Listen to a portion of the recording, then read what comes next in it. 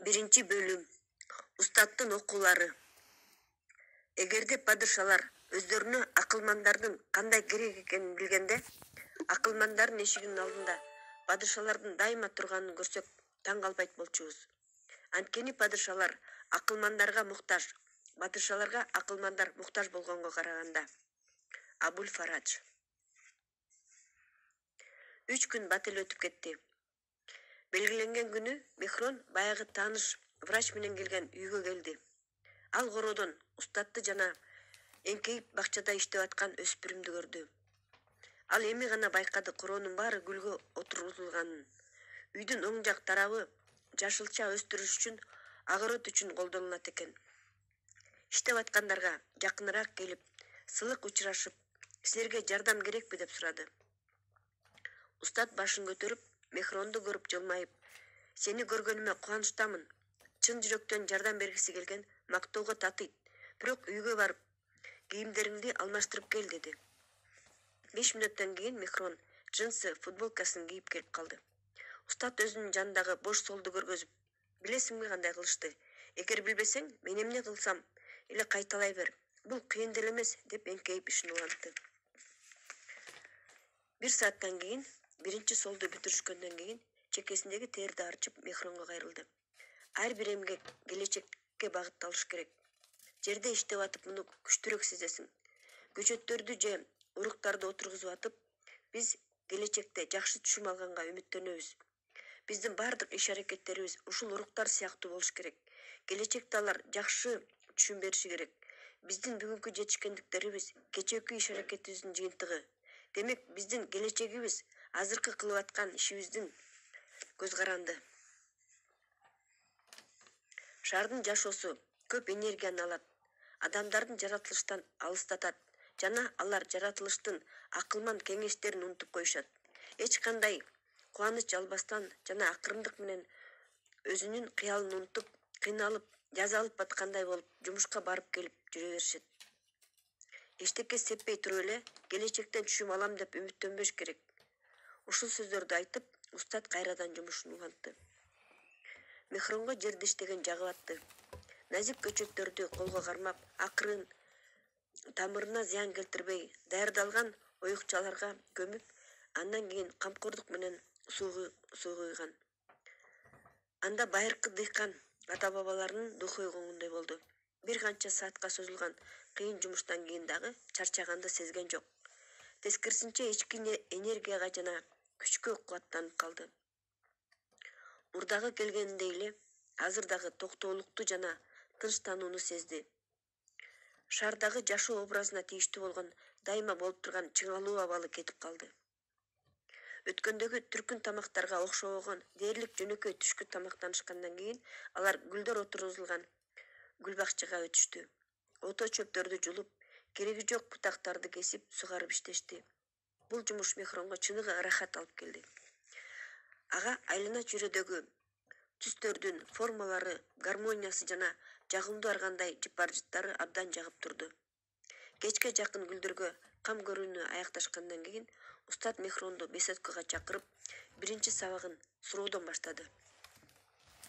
Мага айтчы, байлык менен руханият эмнеси менен байланышып турат?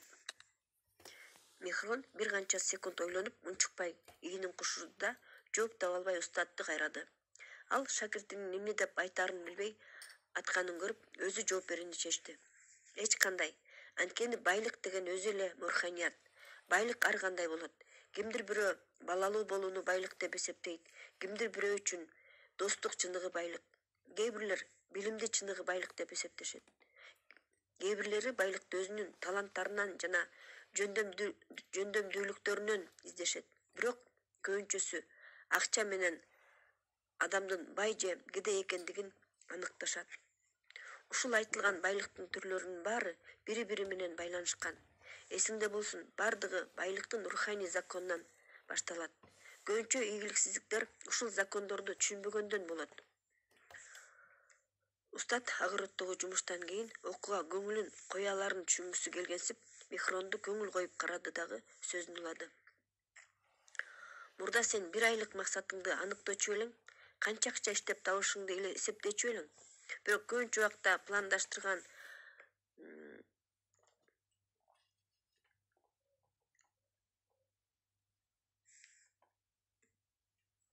мурда сен 1 айлык максатыңды аныктачу элең.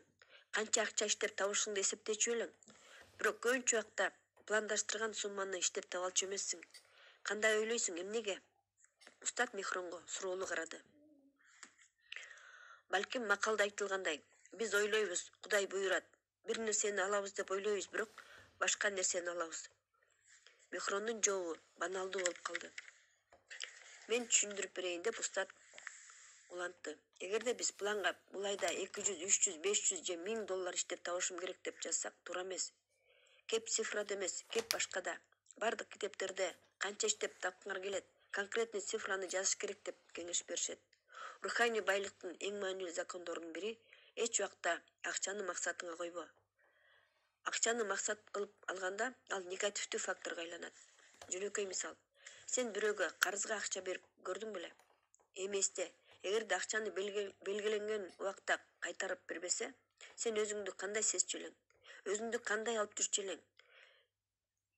Жинденгенсиңби? Сарсана болчусуңбу? Билесиңби эмнеге? Анткени сен берип койгон акча жөнүндө ойлогонсуң. Эстеп көр. Акчаны максат кылба. Сен балким байкагандырсың. Сен акча жөнүндө ойлогондо, тигил адам жөнүндө ойлобой каласың. Же ал жөнүндө жаман ойлойсуң. Баары бир болуп калат ал кишинин кырдаалы. Сен өзүңдүн акчаларың жөнүндө гана ойлоносуң. Жана алар жөнүндө сарсана болуп баштаганыңда кирешең төмөндөй баштайт. Карызды канчалык көп ойлогон сайын сенин финансылык абалың дагы начарлайт. Сенин акылың акчага көз каранды болуп калат. Жана акча сенин эмоцияңды, сенин маанайыңды, сенин кубанычыңды жана кайгыңды башкарып калат. Акча максат болбош керек. Акча эч убакта ийгиликтүү адамдын максаты болгон эмес, жана эч убакта болбойт. Акча бул ийгиликтин жыйынтыгы. Ал кандайдыр бир иш-аракеттин артынан пайда болот жана ийгиликтин жыйынтыгы болот. Бирок себепчи болбойт. Эгерде кирешени көбөйткүбүз келсе, себептердин үстүнөн иштешибиз керек. А эмнеден башташ керек деп Мехрон түшүнбөй суроо узатты. Бүгүнкү жашоо образы бул кечээкү ойлордун, пландардын жана иш-аракеттердин жыйынтыгы. Демек, эртеңки күн бүгүнкү күндөгү ойлорубуздун жана иш-аракеттерибиздин жыйынтыгы болот. Канча акча табам деп пландаба. Бул дүйнөгө эмне бергенге даярсың, ошону планда. Себептердин үстүнөн иштесең, акча сага өзү келет. Бул законду билип жана түшүнүп алыш керек, деп устат түшүндүрүп берди жана айтылган сөздөрдү түшүнсүн. Чындыгы түшүнүк кечирээк бул закондорду жашоодо колдонуп баштаганда келерин сезсин деп унчукпай пауза кылып Мехронго мүмкүнчүлүк берди. 1-2 минуттан кийин ал сөзүн улантты. Улуу, ийгиликтүү адамдардын биографиясын изилдегенде, алар руханий закондорду терең түшүнөрүн жана колдонорун түшүнөсүң. Биз көп адамдарды жолуктурганбыз, акчасы көп, бирок ден соолугу начар. Же такыба адамдарды билебиз, дайыма мечитке, чиркөөгө барып турушат калбай. Бирок дайыма эчтеке жетпейт, өтө жакыр жашашат. Биз көп адамдарды билебиз, жакшы карьера кургансыйт. Эл алдына чыгып, элдин сыйына татыктуу болушат. Материалдык байлыкка жетишет, бирок үй бүлөсүндө тынчтык жок, аялы менен келишпейт, көп уруштар болуп турат. Же ден соолук боюнча проблемалар болуп турат. Жакындары жана балдары дайыма ооруп турушат. Бул оорулар ушул үйгө байланып калгандай. Ата-энесинин дени сак болсо, баласы ооруйт. Балдарынын ден соолуктуу болсо, ата-энеси өздөрүн жаман сезип ооруп турушат. Жана алар дайыма ушундай болуп турат деп ойлошот. Же дагы башка категориядагы адамдар бар. Эмнени жасаса эле ийгиликтүү болот, бирок убакыттын өтүүсү менен кайра эле мурдагыдай абалга түшүп калышат.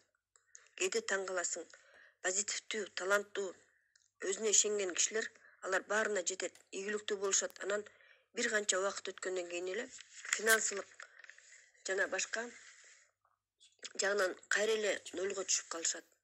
Жана мындай көбүнчөсүндө болот. Башында жакшы болуп башталат да, кырдаалдар өзгөрүлүп кетип эле кыйын оор турмушка келип калышат кайра. Бул айлампада тегеренип чычкандын чуркоосуна окшош. Тегеренген чычкандын чуркоосуна окшош. Жөн гана руханий дүйнө жана материалдык дүйнө бар экенин түшүнүү керек. Жана алар бири-бирисиз жашай алышпайт. Элестет. Бышкан мөмөсү бар чоң абрикос багын. Абрикостун ширин дамын эсте жана айтчы эмнеликтен мындай? Менимче күндүн, суусун, семиз топурактын, тамырынын, жер семишкечтердин сабырданып иштөөнүн негизинде деп жайдан ар бир сөзүн ойлонуп жооп берди Мехрон. Баары туура. Бирок эң негизгиси бул урук. А калгандары ритуалдар. Бай болуш үчүн байлыктын жана бакубаттуулуктун уругун отургузуш керек. Ийгиликтүү адамдардын биографиясын окуганда түшүнүктүү болот. Эмне үчүн адамдар көнгөн эле жумуштарын жасап атып эле кирешеси көбөйөт деп ойлошот. Кел мен сага графикти тартып берейин деп устат. Мехрон буга чейин байкабаган кичирээк досканын жанына келип, колуна борду алып, бирдемкелерди чийип баштады. Сүрөттү тартып бүтүп ал түшүндүрдү. Бул график адамдардын өнүгүүсүн көргөзөт. Биздин жашообуздун сапаты эки нерседен көз каранды. Биринчиден руханий өсүү, экинчиден финансылык эркиндик. Тартылган графиктин маанисин түшүндүрө электе Мехрондун үнү колду. Руханий өсүү деген эмнени билдирет? Канчалык деңгээлде биз бактылуу жашайбыз, жашообуздун кайсы этабындабыз, балдарыңа ушундай жашоону каалар белең. Кийин биз жашообуз жөнүндө эмнелерди айта алабыз? Булар фундаменталдуу, аныктай турган суроолор. Руханий дүйнө менен материалдык дүйнө бири-бири менен тыгыз байланышкан. Акча бизге көбүрөөк руханий болгонго жардам берет, а руханият көбүрөөк бай болгонго жардам берет. Булар бири-бирин дайыма коштоп жүрүшөт. Мисал келтирейин. Монетанын эки жагы бар. Эгер биз бир жагын чоңойткубуз келсе, экинчи жагы да чоңоет. Эгерде бир жагын кичирейткибиз келсе, экинчи жагы да кичирейет. Мына ушуларды биз айтабыз. Эгерде руханият азайса, материалдык деңгээл дагы начарлайт. Жана тескерисинче материалдык деңгээл начарласа, руханият дагы азаят. Бириси бирин коштойт. Эгерде руханият деңгээлди көтөрсөң, материалдык бакубаттуулук дагы көтөрүлөт. Биздин жашообуздун сапаты ушул эки сферага кылган мамилебизден куралат. Ошого жараша болот. Ошондуктан руханий өсүүгө кам көр. Анын артынан материалдык байлык дагы келет. Руханий чогултуу. Биз талдай турган дагы бир закон